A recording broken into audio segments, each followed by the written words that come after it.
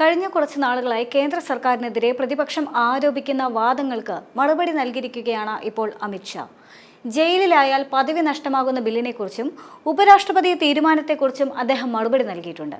ഗുരുതരമായ കുറ്റങ്ങളിൽ 30 ദിവസം ജയിലിൽ കഴിയുന്ന പ്രധാനമന്ത്രിയോ അഥവാ മുഖ്യമന്ത്രിയോ പദവിയിൽ നിന്ന് നീക്കം ചെയ്യാൻ വ്യവസ്ഥ ചെയ്യുന്ന 3 വിവാദ ബില്ലുകളാണ് ലോക്സഭയിൽ അവതരിപ്പിക്കപ്പെട്ടത്.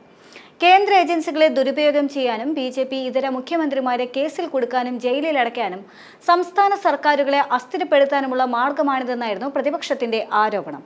എന്നാൽ ഈ വിമർശനങ്ങളെ അമിത്ഷാ തള്ളിക്കളഞ്ഞു. കോൺഗ്രസ് ജനങ്ങളിൽ മിഥ്യാധാരണ സൃഷ്ടിക്കാനാണ് ആഗ്രഹിക്കുന്നതെന്ന് അമിത്ഷാ പറഞ്ഞു. അത് തീർച്ചയായും വിജയിക്കില്ല. കാരണം ജനങ്ങളുമായുള്ള BJPയുടെ നേരിട്ടുള്ള ഇടപെടൽ അവരുടേതിനേക്കാൾ 10 മടങ്ങ് വലുതാണ്.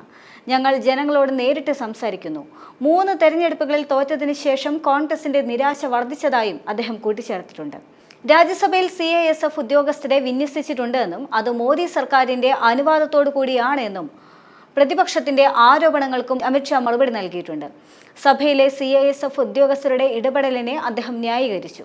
പാർലമെന്റിനുള്ളിൽ ഏതൊരു സുരക്ഷാ സേനയും സ്പീക്കറുടെ അധികാരത്തിന് കീഴിലാണ്.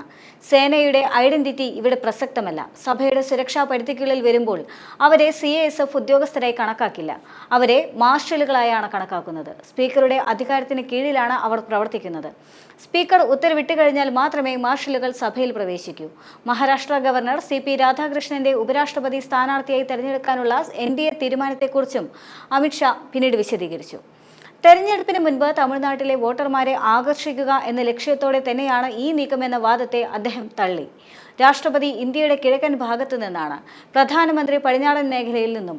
അപ്പോൾ സ്വാഭാവികമായി ഉപരാഷ്ട്രപതി സ്ഥാനാർത്ഥിയെ ദക്ഷിണേന്ത്യയിൽ നിന്ന് തെരഞ്ഞെടുക്കുന്നതാണ് ഉചിതമെന്നാണ് തങ്ങൾ കരുതുന്നത് എന്നായിരുന്നു അമിത്ഷായുടെ വാദം. ഇപ്പോൾ പ്രാതിനിധ്യം പൂർത്തിയായതായും അമിത്ഷാ കൂട്ടിച്ചേർത്തു.